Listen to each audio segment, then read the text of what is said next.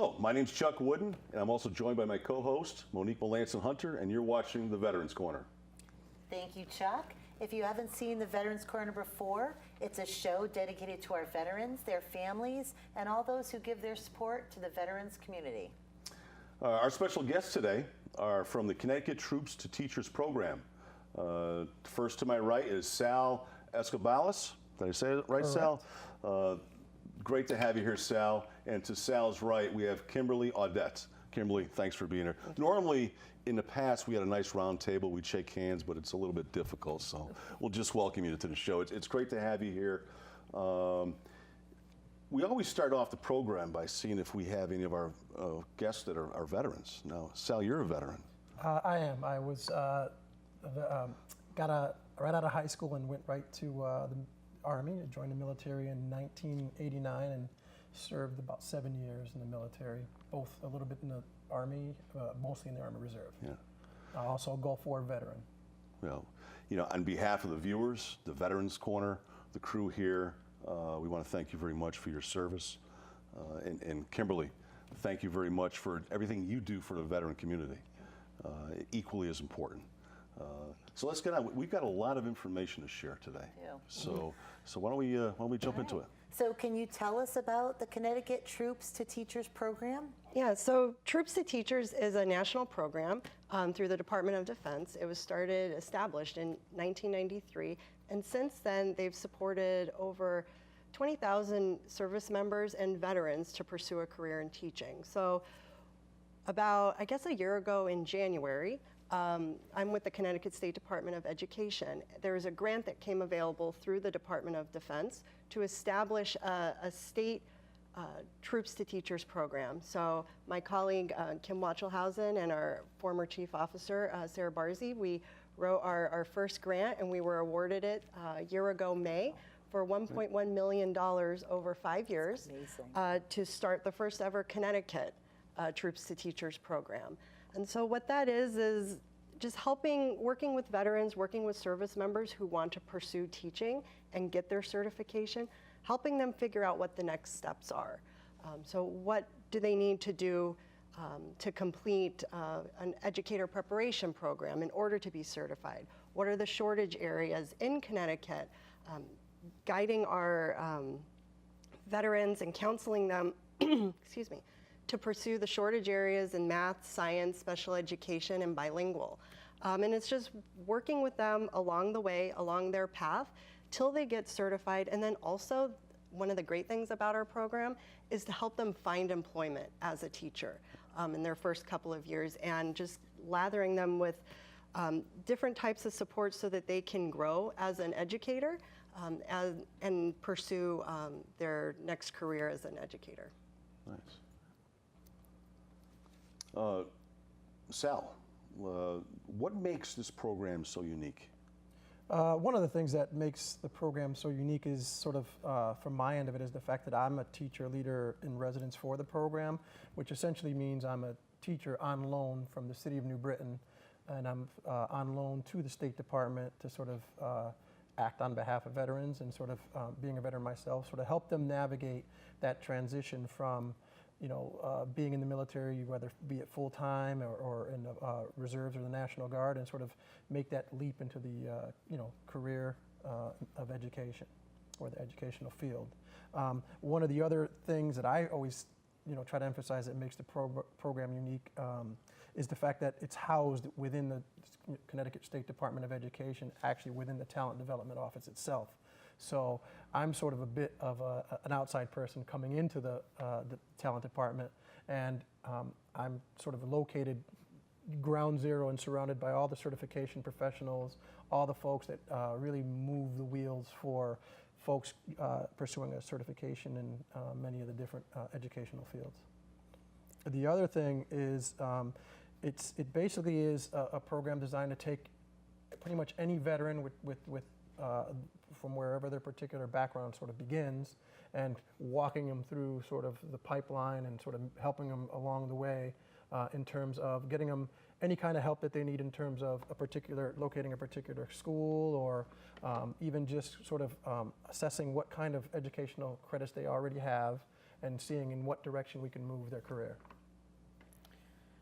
No.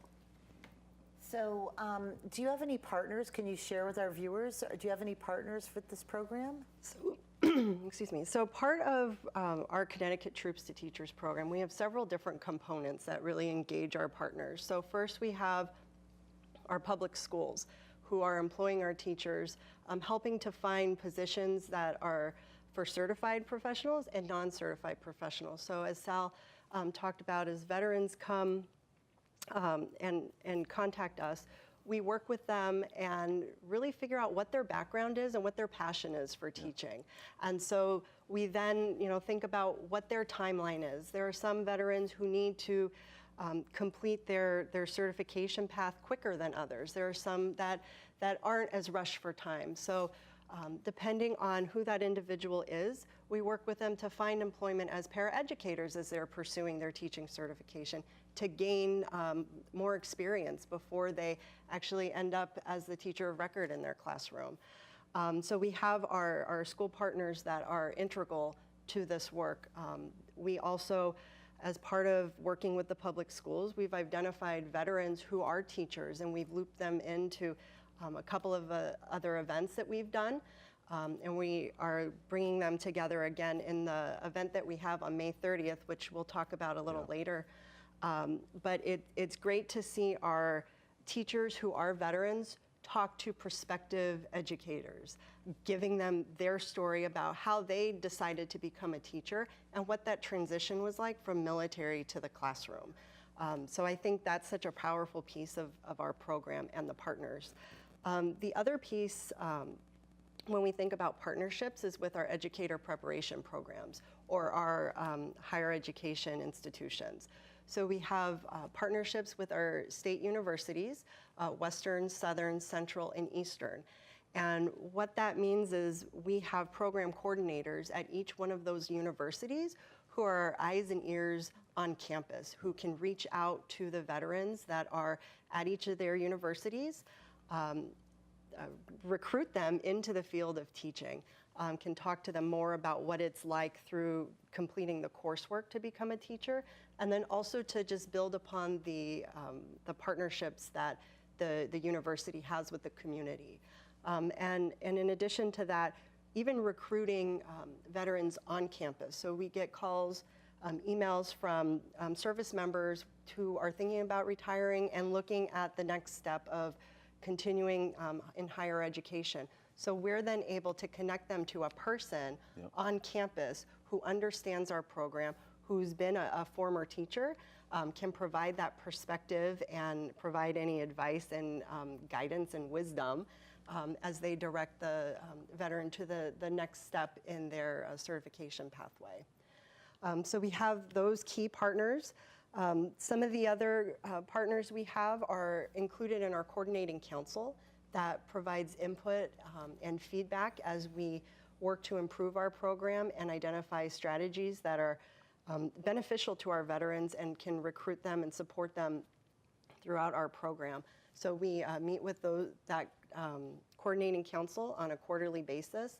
It's made up of our members of the boards of education, superintendents, hiring officials, the teachers union, CEA and AFT, and our universities and higher ed. So it's a great comprehensive group that really is helping us to grow our program. Working together. Yeah, there's a lot of people involved in this. It sounds, it's a big undertaking, but it's a way to get the veterans to where they want to be.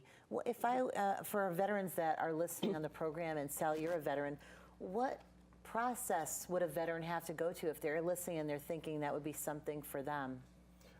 So one of the things that's sort of challenging but also very fulfilling about the program is the fact that veterans come to us sort of from varying educational fields with varying, varying backgrounds, if you will.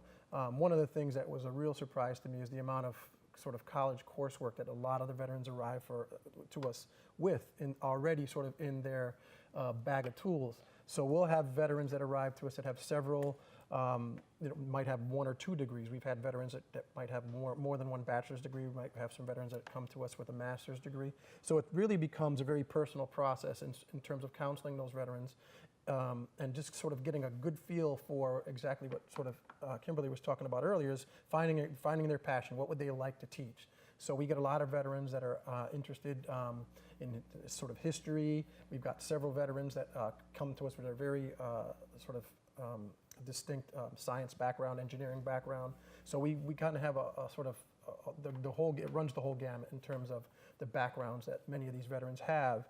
And again, it kind of, that's sort of where some of the stuff that Kimberly just previously talked about in terms of program coordinators on the CSU campuses sort of fit in, because they can help us guide that prospective candidate through the programs that are available at, say, at a Central Connecticut State University, my alma mater, and some of the other campuses in terms of Southern and Western. So we have the gentleman James Mormile, John Batista, and Frank Oakes, who are our program coordinators, who can sort of, after we sort of intake them at the State Department level, we can sort of pass on to those folks locally, and they can sort of bring in, any of the local resources on campus to help these veterans through a program.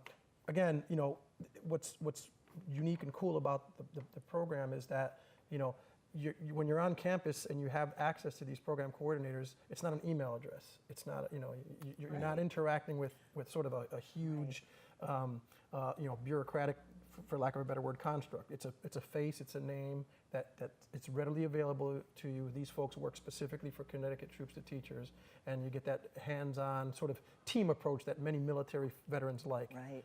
And so you've got a buddy, sort of a battle buddy there. Yeah. You've got someone that can walk you through, literally through the on-campus. It's a structure that us veterans are used to. Right, and it makes you feel pretty comfortable from the start. So, I mean, that to me, and just sort of navigating the ins and outs of the campus.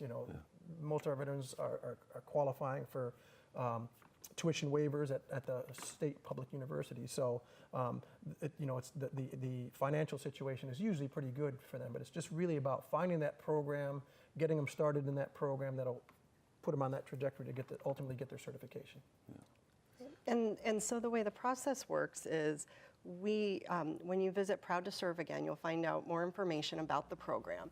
And so through that website, that's where we're able to identify the veterans who are interested in pursuing teacher certification. So we're kind of the first stop where Sal will reach out to those veterans through proudtoserveagain.com and learn a little more about them, what their interests are, their likes.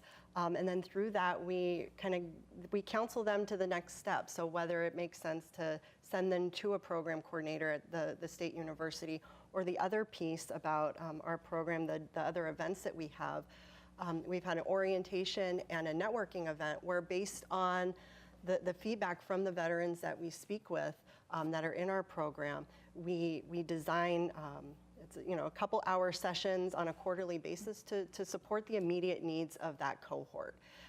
We had one at New Britain Public Schools, where it was an orientation, a welcome, our kickoff event. We welcomed 25 veterans in attendance, where it was really an overview about teaching, where there are teachers who are veterans on a panel to answer any questions, to talk about teaching. And then, based on feedback from that session, we then hosted a networking event in Groton Public Schools, where it was really about interviewing skills, resume writing, feedback on that, and then again, just talking to the veterans who are teachers to share what teaching is really like, that you need to love kids and you need to be able to connect with kids on a regular basis to be an effective educator. So we, when an individual joins Troops to Teachers, we work with them through the moment they express their interest, all the way to being certified through all these different support systems, so that they don't feel like they're all alone trying to figure out the next steps by themselves. Yeah. That sounds like a great program. Yeah. It really does. Have you had, has there been a lot of involvement from the veterans? Yeah, like we are sort of actively right now. We've got one of the things Kimberly just touched upon is we sort of get information from the national program, the Troops of Teachers National. And what happens is on that Proud to Serve Again website, individuals can indicate which state they would like to pursue a certification in. So what happens is that information then becomes, we can access that information, and then I can sort of start looking at the individuals that are putting their information for Connecticut.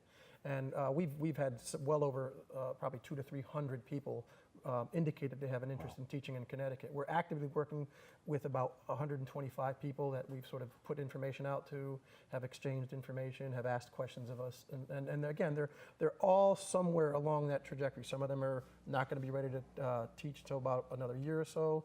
Some of them are still in the active service now, are going to be retiring soon. So they're somewhere in that sort of pipeline, and our job is to sort of help them get situated in a position where they can either pursue the certification immediately, or making plans for the year that's going to pass or so, that they're going to be coming out of the service, retiring or ending their service, and then we can, like we said before, hand them off to either one of our program coordinators or work with them directly.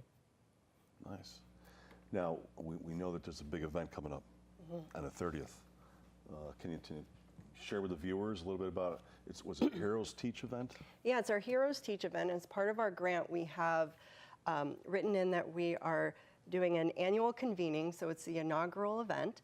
We're really excited about it, and it's really come about based on the two sessions that we had, the orientation and the networking event, where it's going to be kind of a bigger version of that, and really across that continuum, as Sal spoke about, where it's for veterans who just want to know more about teaching before they commit to pursuing education as a career, to those who are ready to be hired as a teacher.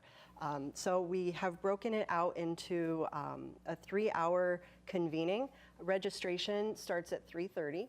The event begins at 4, and the first hour, it's going to be different table topics where veterans can go and talk to teachers who are veterans, hiring officials who are veterans, to talk about topics across that span, from what is teaching like on a regular basis, on a daily basis, what is an educator preparation program like, what are some things that you need to know as you're looking into the different programs available, and interviewing skills, resume writing, resume feedback.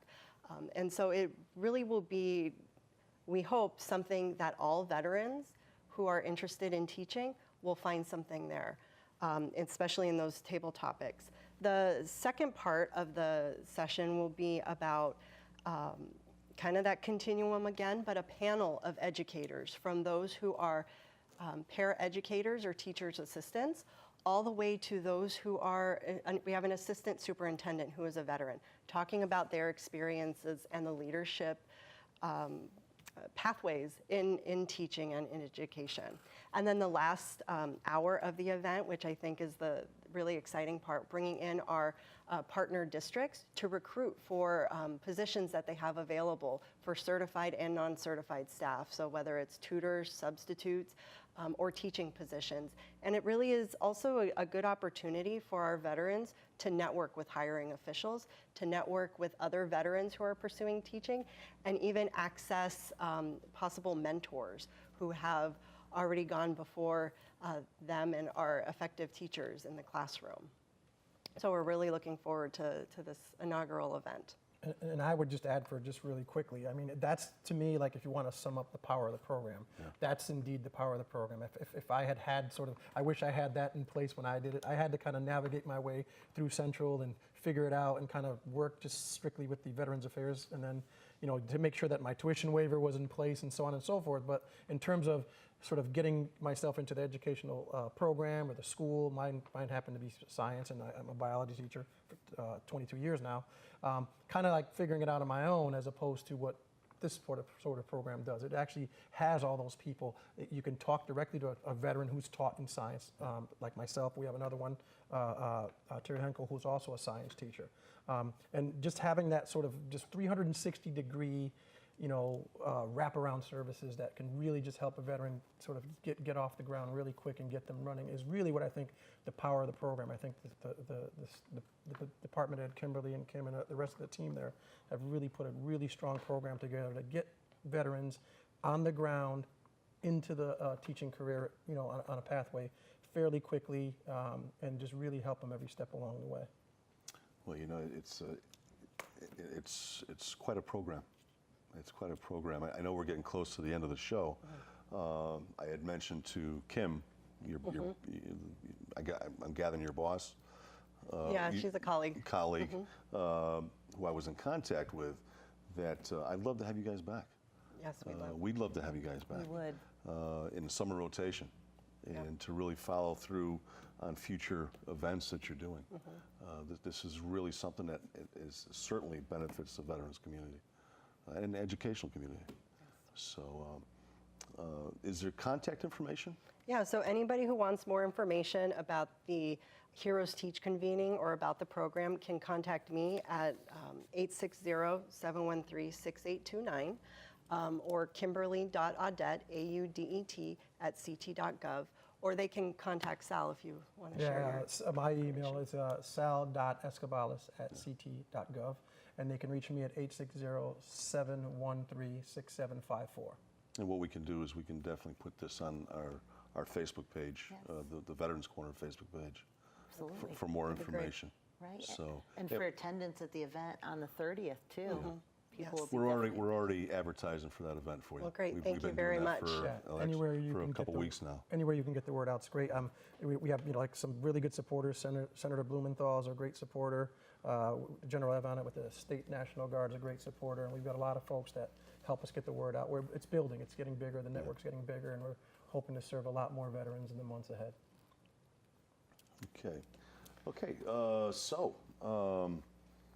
With that being said, like I said, 25 minutes goes by pretty fast, doesn't it? Yes, It does. I mean, there's a lot more information I'm sure we can talk about, but like I said, you will be back. Like to see you back, I should say.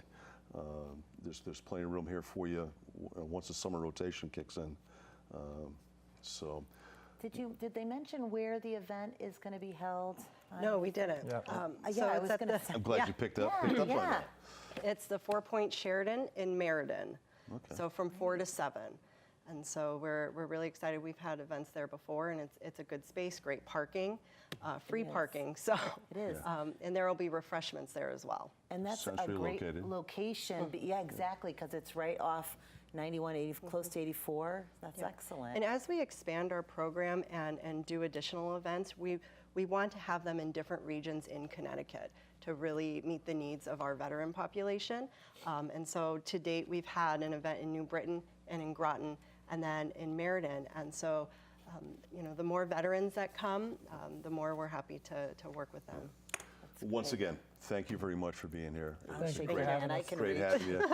Thank you so much. Thank you very much. What we'd like to do is a special thanks goes out to Pamela Quintal-Shea for the donation of our brand new POW MIA flag, and for Jordan at Flagmen of America up on Route 44 in Avon for helping us with that. A stop there would show that they can definitely help you with all your flag-related issues. They were very helpful for us. So that's the Flagman up at Route 44 up in Avon. That's about the time we have. Once again, want to thank our guests for being here this evening and for the viewers for watching. I'm Chuck Wooden. And I'm Monique Melanson Hunter. Good night. See you next time on the Veterans Corner.